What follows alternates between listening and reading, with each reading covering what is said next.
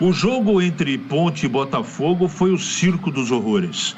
O Botafogo nitidamente veio para buscar um empate, não quis jogar futebol desde o primeiro momento da partida. Muito jogador de marcação, linhas bem baixas. A Ponte não teve, durante 90 minutos, o mínimo de inspiração para pelo menos fazer um gol. Foi uma grande oportunidade perdida pela Ponte. Era um jogo possível de ser vencido.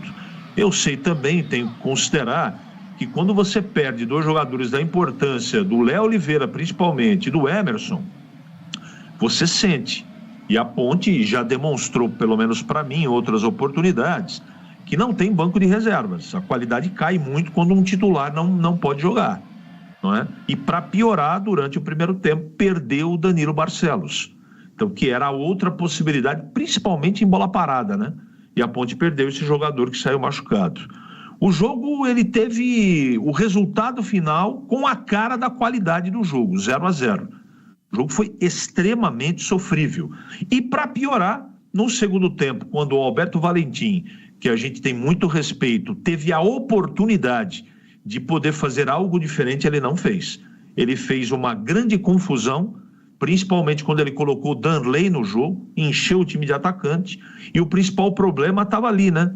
No meio campo, que ele tinha que reorganizar e principalmente ter enxergado, como destacou o Tigrão, não é? E eu concordo, dois jogadores no meio mortos em campo fisicamente, o Dudu e o Lucas Cândido. Então fica difícil assim, quando as coisas... E é natural, viu, gente? Também não é o final do mundo, mas era possível vencer o jogo. E como você disse, Edu, a Ponte joga uma possibilidade gigantesca de poder subir um pouco mais na tábua de classificação e não conseguiu. E não conseguiu muito por conta da sua incompetência.